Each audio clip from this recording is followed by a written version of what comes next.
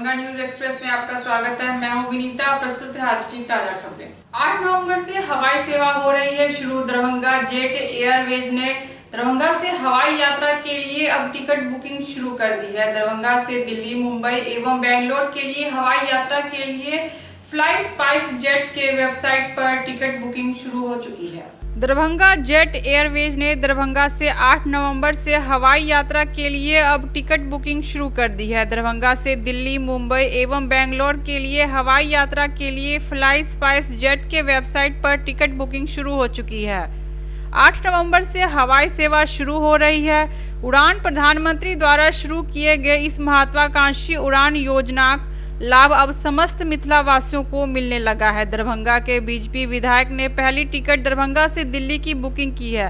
साथ ही कई लोगों ने पहले दिन का टिकट बुकिंग करवाया है। बता दें कि केंद्रीय उड्डयन मंत्री हरदीप सिंह पुरी दरभंगा दौरे के दौरान 8 नवंबर से दरभंगा एयरपोर्ट से हवाई यात्रा शुरू होने की बात कही थी, जिसके लिए आज से टिकट बुकिंग शुरू हो चुकी है। आज मिथिला के लिए बहुत स्वर्णिम दिन है। आज से बुकिंग प्रारंभ हो गई। दरभंगा से सीधी उड़ान बेंगलोर के लिए, मुंबई के लिए और दिल्ली के लिए। और 8 नवंबर को जब यहाँ से फ्लाइट उड़ेगी, मैंने भी अपना टिकट लिया है दिल्ली के लिए, मैं भी उड़ूंगा। देश के यशस्वी प्रधानमंत्री नरेंद्र मोदी जी को, आदरणीय अमित शाह जी को, भाजपा के राष्ट्रीय अध्यक्ष जेपी नड्डा जी को और हरदीप सिंह पुरी जी को बहुत बहुत समस्त मिथिला की ओर से बहुत बहुत आभार कि दरभंगा और मिथिला वासियों का सपना आपने पूरा किया है। आज समस्त मिथिलावासी आह्लादित हैं, प्रसन्न हैं और आज बहुत बड़ा दिन है। सिंहवाड़ा प्रखंड के अस्तुआ पंचायत के लोगों ने पंचायत की जर्जर सड़क को लेकर रविवार को अतरबेल भड़वाड़ा पथ के घोड़दौड़ चौक को करीब 3 घंटे जाम कर धरना प्रदर्शन किया।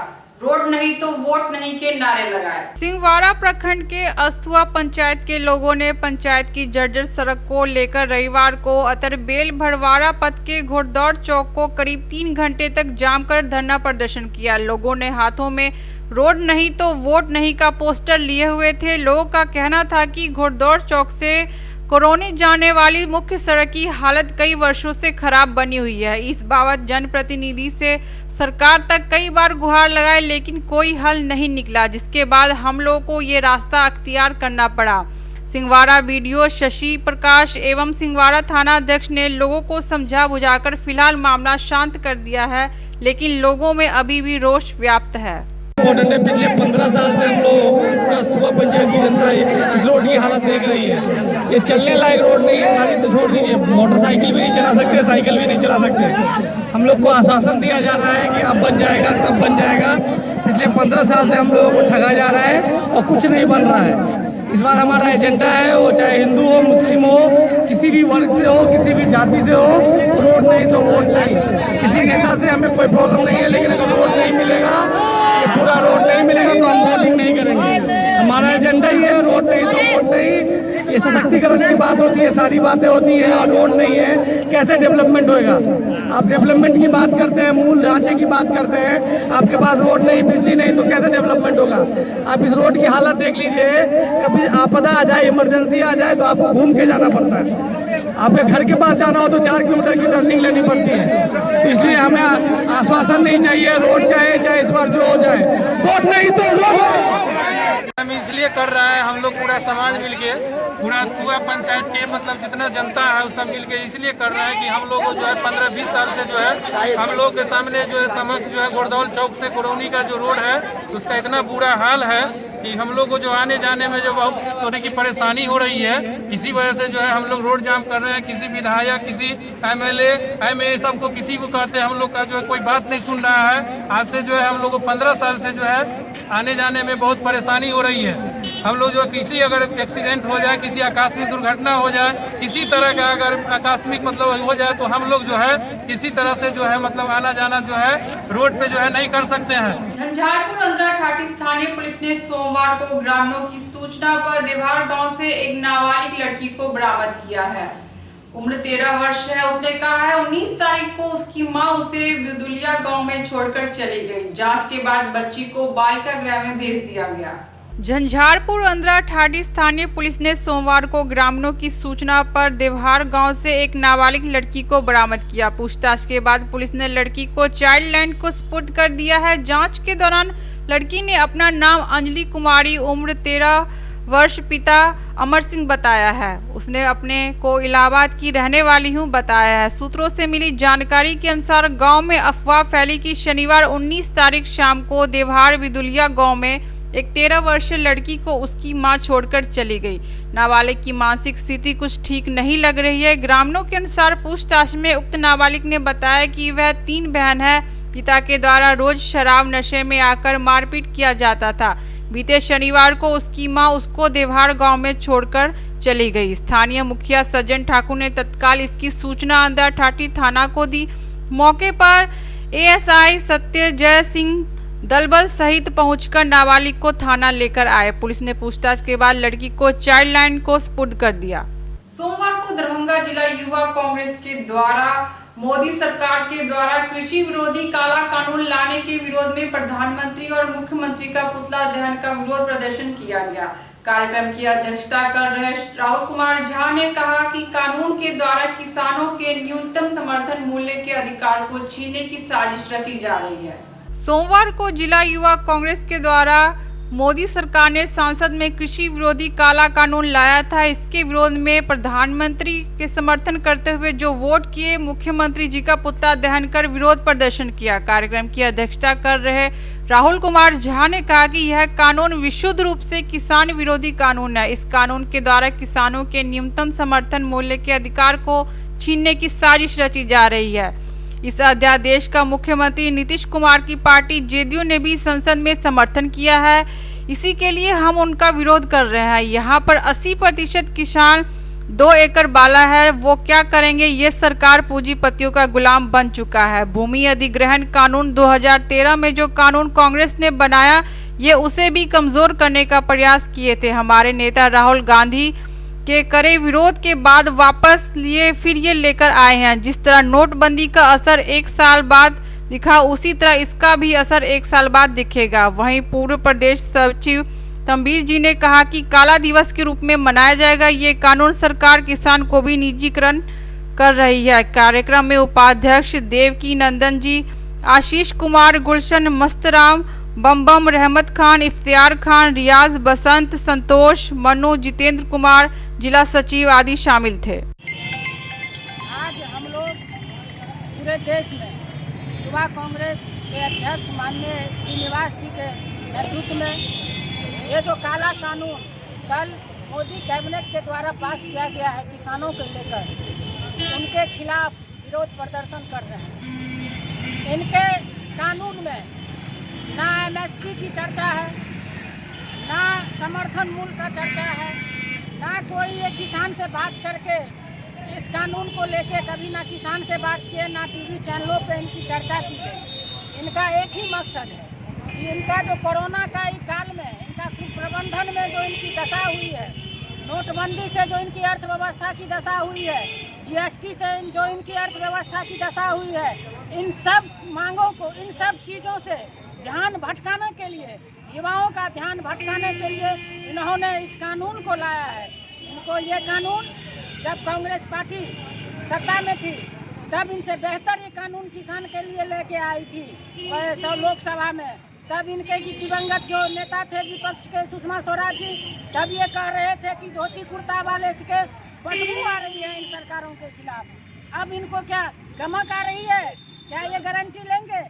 अगर ये कहते हैं कि हम एमएसपी देंगे, ये क्यों नहीं कानून में लिखित तौर पे दिए कि हम एमएसपी देंगे? अतिक्रमण हटाने के क्रम में केएस कॉलेज से लेकर मारवाड़ी कॉलेज तक कई मकानों को नगर निगम तथा प्रशासन के द्वारा तोड़वा दिया गया है।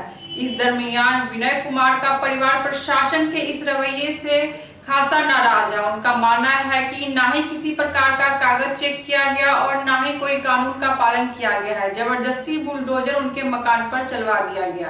अतिक्रमण हटाने के क्रम में केएस कॉलेज से लेकर मारवाड़ी कॉलेज तक कई मकानों को नगर निगम तथा प्रशासन के द्वारा तोड़वा दिया गया है। इसी तोड़फोड़ के दरमियान एक परिवार, विनय कुमार का परिवार, जिसका मकान भी इस अतिक्रमण को लेकर तोड़ दिया गया। वह लोग प्रशासन के इस रवैया से खासा नाराज है। उनका मानना है कि प्रशासन के द्वारा ना ही किसी का कागज पत्र चेक किया गया और ना ही किसी तरह का नियम कानून का पालन किया गया।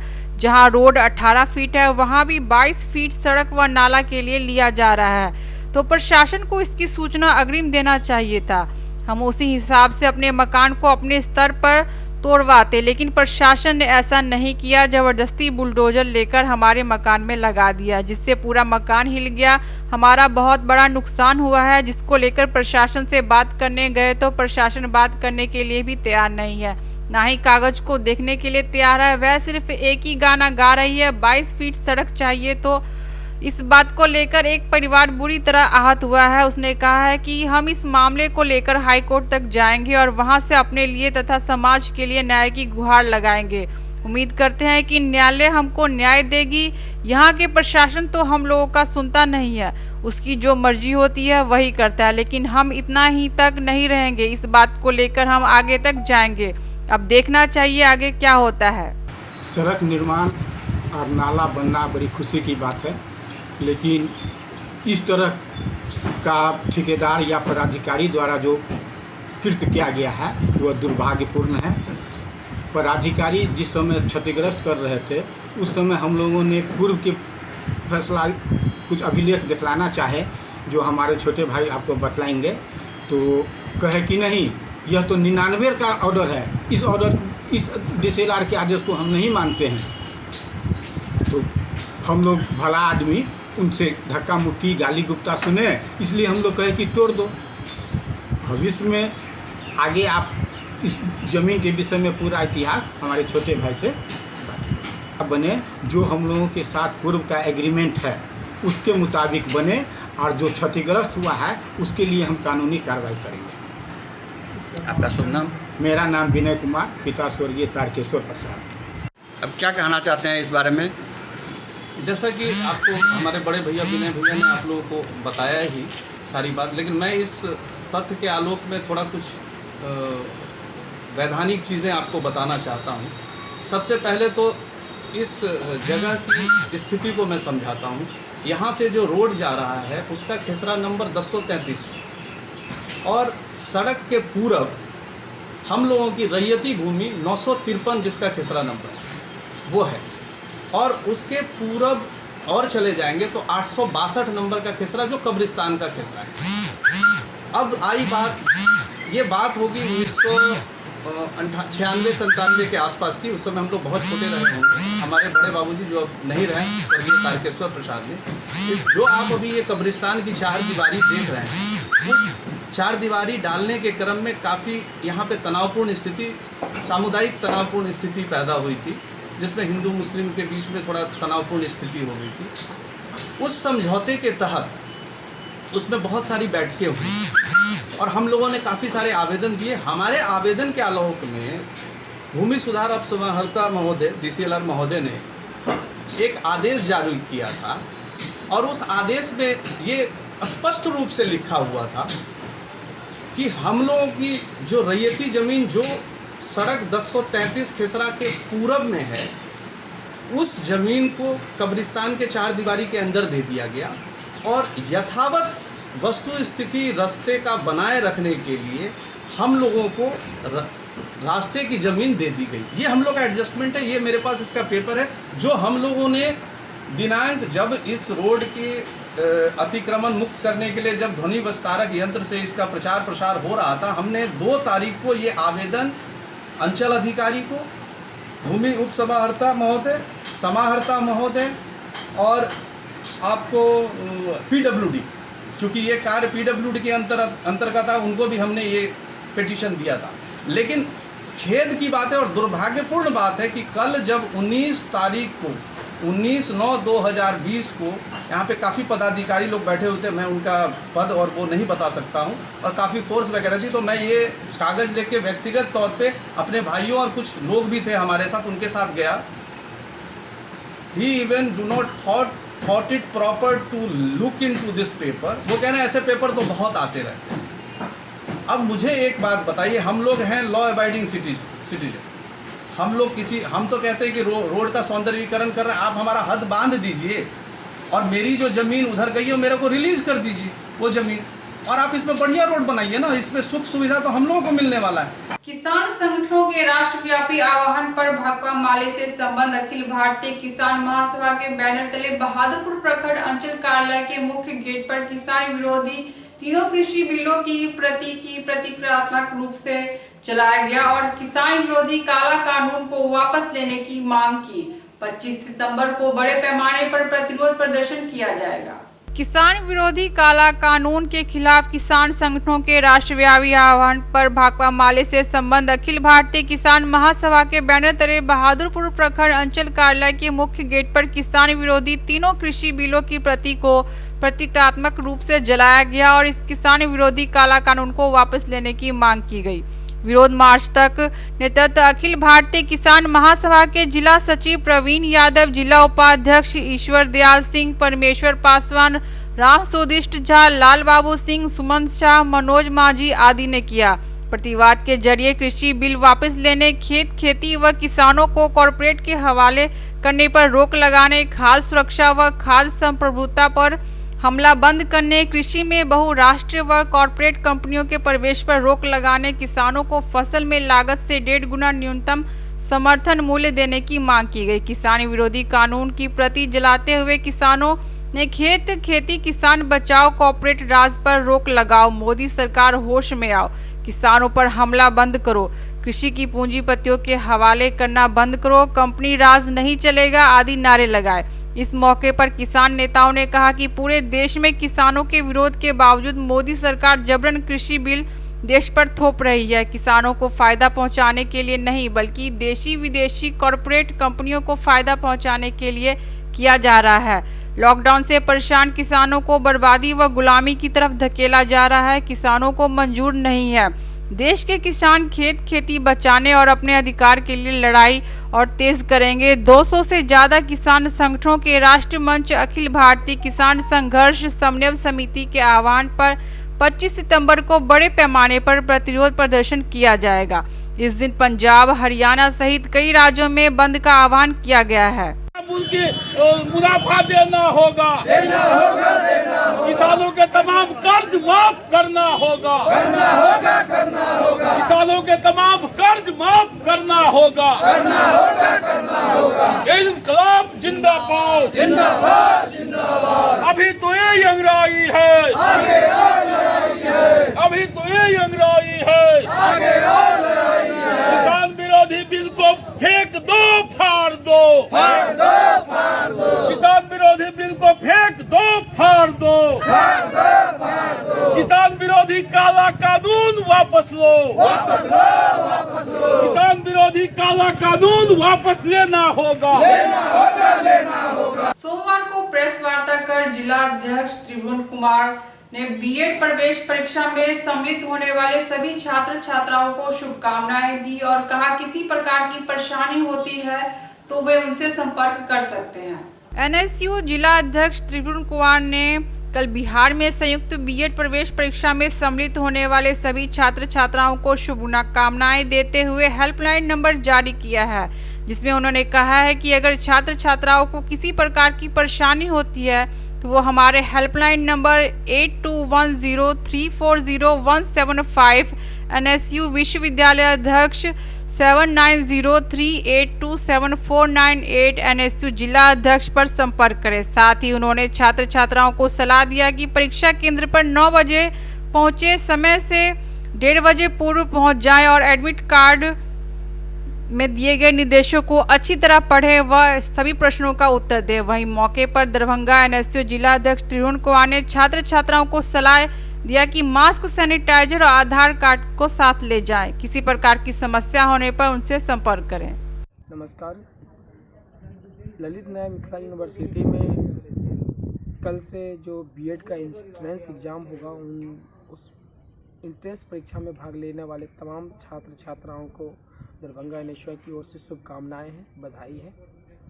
और जो भी छात्र छात्राएं ललित नारायण मिथिला यूनिवर्सिटी के अंतर्गत किसी भी दरभंगा के किसी भी कॉलेज में किसी भी सेंटर की कोई समस्या हो, उसके लिए आज हम लोग हेल्पलाइन नंबर जारी किए हैं उस हेल्पलाइन नंबर पर संपर्क करें। निश्चित तौर पे दरभंगा एनएसयूआई सेवाओं के लिए तात्पर्य रहेगा। हमारे विश्वविद्यालय अध्यक्ष प्रहलाद कुमार सिन्हा जी ने कहा है, हेल्पलाइन नंबर जारी किया है और उस हेल्पलाइन नंबर से आप लोग संपर्क करें किसी भी प्रकार की समस्या में। और मेरा व्यक्तिगत तौर पे सलाह है, जो भी छात्र छात्राएँ आएंगे सेंटर पे 9 बजे निर्धारित समय से पहुंच जाएं और मास्क, सैनिटाइजर जैसे कोविड से बचने के लिए ये तमाम सुरक्षा रहित सामग्री जरूर लेके आएं। त्रिभुवन कुमार एनएसयूआई अध्यक्ष दरभंगा। नमस्कार। आज की खबरें अब यही संपन्न हुई। दीजिए मीता को पूरी टीम के साथ इजाजत।